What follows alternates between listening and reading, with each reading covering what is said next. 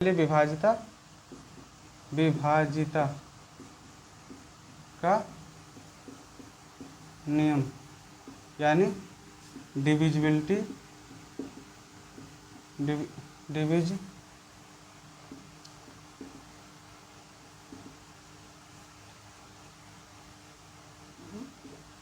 Divisibility rule. ठीक, देखो विभाजिता का नियम यानी डिविजिबिलिटी रूल। तो आप लोग पहले लिखिए डिविजिबिलिटी रूल 2 का रूल। ठीक, 2 का नियम ये है कि कोई भी संख्या दिया रहेगा उसका लास्ट का अंक अगर 2 से डिवाइड हो रहा है तो समझ लीजिए क्या होगा, वो 2 से विभाजित होगा। लिख लीजिए लास्ट का अंक 2 से विभाज्य होना चाहिए।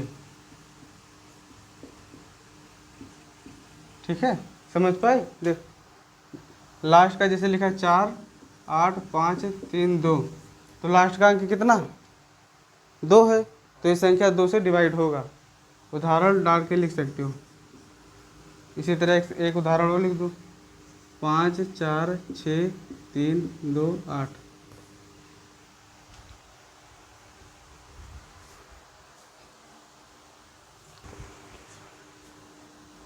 दो का रूल हो गया।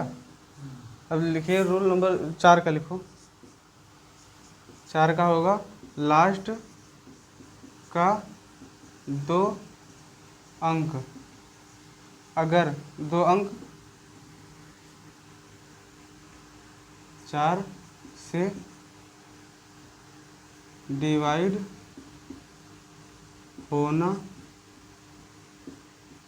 चाहिए।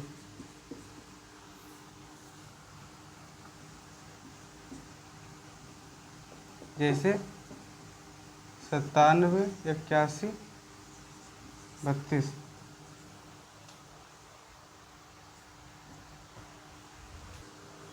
समझ पाए। देखो 2 का विभाज्यता का नियम क्या है, इधर देखो 2 का विभाज्यता का नियम है कि लास्ट का एक अंक, लास्ट का अगर एक अंक 2 से अगर कट रहा हो, ठीक है, लास्ट का एक अंक अगर 2 से कट रहा हो, देखो लास्ट का अंक कितना, समझाया करे तो देखा करो, बाद में तुम पूछ लेना क्या है, नहीं तो वीडियो खराब होगा ना उस तरह। लास्ट का एक अंक किससे होगा 2 से कटना चाहिए, तो केवल आपका लास्ट का एक अंक देखना है, पूरा नहीं देखना है। ये लास्ट का एक अंक 2 से कटेगा, ये भी 2 से कटेगा, 8 भी, तो ये समझ लो कि पूरी संख्या 2 से कटेगा। 4 का नियम क्या, 4 का नियम है लास्ट का 2 अंक देखना है। ठीक है, लास्ट का 2 अंक अगर 4 से कट रहा है तो समझ लो पूरी संख्या 4 से कटेगी। तो लास्ट का 2 अंक ये हो गया ना। अब 32 4 से कट रहा है, 8 चौक 32, तो क्या हो गया, ये पूरी संख्या 4 से कटेगी। 8 का नियम कहता है कि लास्ट का 3 अंक आपको देखना है। लास्ट का 3 अंक अगर 8 से डिवाइड हो रहा है तो सारी संख्या 8 से कटेगी। तो देखो लास्ट का 3 अंक है तो 416 लिखा है, 416 को अगर आप 8 से भाग दोगे तो 8 पंचे 40 हो गया, एक बचा 16, 8 दूना 16, कंप्लीट कट गया कि नहीं कट गया। लास्ट का अगर 3 अंक अगर 8 से कट जा रहा है तो दी हुई पूरी संख्या 8 से डिवाइड होगी। समझ में आया। तो हम लोगों ने 2 4 8 2 4 8 का रूल सीख चुके हैं। ठीक, अब हम लोग को सीखना है 3 और 9 का। अब हेडिंग डालिए 3 का डिविजिबिलिटी रूल।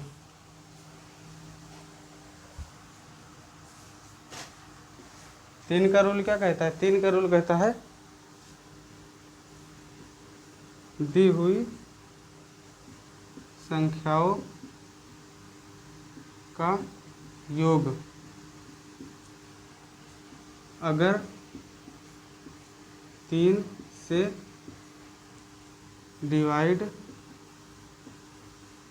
हो तो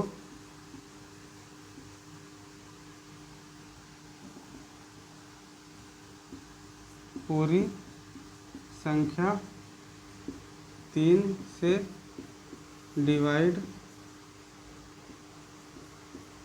होगी। ठीक है, जो भी संख्या दिया रहेगा उस संख्या को ऐड कर लेना है। जैसे मान लीजिए 6 3 5 7 7, तो उसके बाद में 8 1 6। इतना संख्या लिखा है, देखो इतना संख्या लिखा है। इन संख्याओं को आपस में जोड़ लीजिए और जोड़ने के बाद में अगर वो 3 से कट जा रहा है, 6 3 कितना होगा 9 और 9 5, 6 3 9, 9 5 9 5 14, 14 और 7 21, 21 और 8 29, 29 31, 29 और 6 36, 36 3 से कटेगा। तो ये क्या हो गया, ये पूरी संख्या 3 से कटेगी। तो 3 का नियम ये कहता है कि जो भी संख्या दिया रहेगा उस सारी संख्या को आपस में जोड़ने के बाद अगर वो 3 से डिवाइड हो रहा है तो वो संख्या क्या होगा, 3 से डिवाइड होगा। इसी तरह 9 का भी है, 9 का रूल भी इसी तरह है। ठीक, अब यहाँ पर केवल इतना चेंज कर दो, 3 की जगह पर 9 लिख दो। ठीक है, अब यही एग्जाम्पल ये भी समझ लो कि जो 9 का रूल भी यही है कि दी हुई संख्या को आपस में जोड़ लीजिए और जोड़ने के बाद में अगर 9 से डिवाइड हो जा रहा है तो संख्या क्या होगा, 9 से डिवाइड होगा। ऐड किया था 36 आया, 36 को अगर 9 से डिवाइड करोगे तो क्या हो गया, कट जाएगा। तो ये भी संख्या 9 से डिवाइड है। लेकिन तो ये समझो, अगर 3 से कोई संख्या कटती है तो ज़रूरी नहीं कि वो 9 से कटे। नेम तो सेम है कि मतलब आपस में जोड़ दो और जोड़ने के बाद में अगर वो कट रहा है 3 से तो वो संख्या 3 से कटेगी।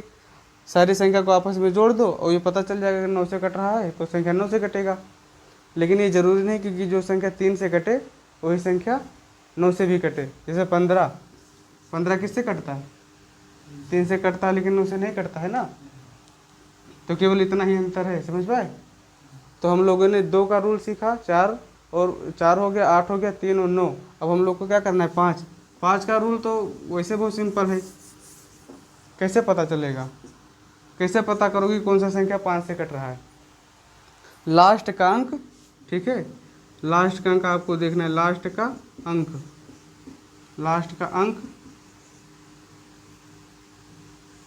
0 या 5 हो।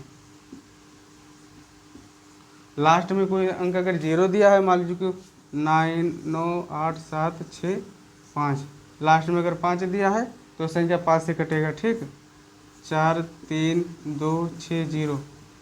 और लास्ट में अगर 0 दिया है, देखो लास्ट में 0 दिया, लास्ट में 5 दिया है तो संख्या 5 से कटेगा। लिख लीजिए।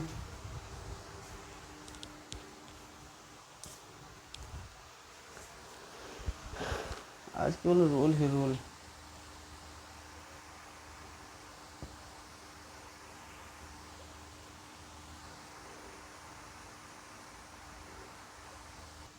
अब हम लोग को सीखना है 7 और 11। ठीक, 7 का रूल कहता है कि कोई संख्या दिया रहेगा, कोई संख्या दिया रहेगा, उसके लास्ट वाले संख्या को दुगना करके उस संख्या में घटा देना है। समझ पाए। जैसे मान लीजिए लिखा है कि 8 8 और 2, ये संख्या दिया है, लास्ट का संख्या क्या है 2। अब 2 का दुगना करके इसमें घटा देना है। 2 का दुगना करोगे तो क्या होगा, 2 का दुगना किया 4 हो गया। अब 4 इसमें इस वाले संख्या को छोड़ देना है, जिसको दुगना करोगे उसको छोड़ दोगे, यानी 2 है, 2 का दुगना किया 4 हो गया। अब 2 को छोड़ दोगे केवल 88, और 88 में से 4 घटाओगे तो क्या होगा 84। अब कौन सी संख्या से 84 कटता है, 14 सते 84 होता है ना, यानी 14 को 7 बार टेबल किए, यानी 7 से कट रहा है। तो कोई भी संख्या दिया रहेगा उसके लास्ट के अंक को दुगना करके और फिर उसको छोड़ भी देना है, दुगना करके उसमें घटाते जाना है। जब ये पता चल जाए कन्फर्म कि हाँ 7 से कट रहा है तो वहीं पर छोड़ देना, यानी 7 से कटेगा। समझ पाए। तो 7 का नियम समझ पाए। 7 के नियम में क्या करना है कि लास्ट वाले अंक को दुगना करके और उसको इसमें जो जिस अंक को दुगना करोगे उसको छोड़ भी देना है। जैसे 2 को आपने दुगना किया 4 हुआ, अब 88 में से 4 घटा दिए 84, और 84 7 से कटता है। ठीक, तो ये पूरी संख्या 7 से कटेगी इस तरह। उसके बाद में अब क्या करना है, अब 11 का रूल। 11 का रूल ये है कि सम संख्या, यहाँ लिख लो, सम संख्या, सम संख्या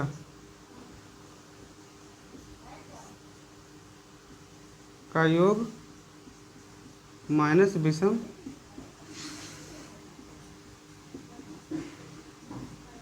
का योग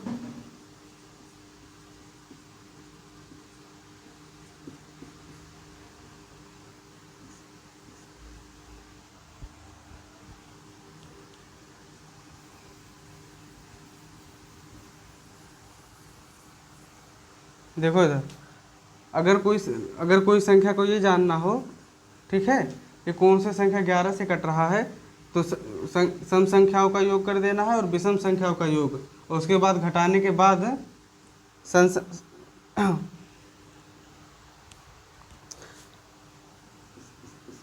11 का डिविजिबिलिटी रूल कहता है कि दी हुई संख्याओं का, जो भी संख्या दिया हो उसका सम संख्याओं का योग और विषम संख्याओं का योग का अंतर अगर 0 या 11 आ जाए तो वो सारी संख्या 11 से कटेगी। सम संख्या मतलब क्या हुआ, ये इकाई अंक पर है ना, इधर से देखो ये इकाई अंक पर है और ये दहाई अंक पर है, तो जब दहाई अंक से स्टार्ट करोगे तब वो सम संख्या कहलाएगी। चाहे इधर से देख लो, पहला वाला 1 है ना, इकाई अंक पर है, वैसे इकाई अंक इधर से स्टार्ट होता है, ठीक है। तो हमने क्या कहा, सम संख्याओं का योग, तो सम क्या होगा, 6 वाला दूसरा नंबर, तो और एक एक संख्या छोड़ देना है। 6 से स्टार्ट किए 7 पर गए, फिर 7 से स्टार्ट करके 9 पर गए, 9 से फिर 2 पर, इनको आपस में जोड़ लो, 2 + 6 + 7 + 6, यही तो है, ये सम संख्याओं का योग होगा। और विषम संख्या यानी 9 से 0, 0 से फिर 9 और 9 से फिर 3, आगे कुछ है नहीं, तो यहीं तक। तो 9 में क्या, 9 किए और फिर 0, उसके बाद में फिर 9, उसके बाद में 3, ये हो गया। अब इसको आपस में ऐड कर लो, 6 से 12 और 12 तो 14, 14 7 21, 21 हो गया। और फिर यहाँ पर 9 9 18, 18 3 21, 21 हो गया। अब दोनों को घटाओ, क्या हो गया, 0। अगर घटाने पर या तो 0 आ जाए और या 11 आ जाए तो सारी संख्या क्या है, 11 से कटेगा। समझ पाए। इसी तरह आपको क्या करना है, दूसरे संख्या में भी देख लो, सम संख्या क्या है, 4, 4 के बाद एक संख्या छोड़ देना, 8, 8 के बाद 9, यानी तो 9 + 8 + 4, फिर माइनस कर देना है, 3 2 और 2 के बाद 5, 3 2 5 और 5 10, ठीक, समझ पाए।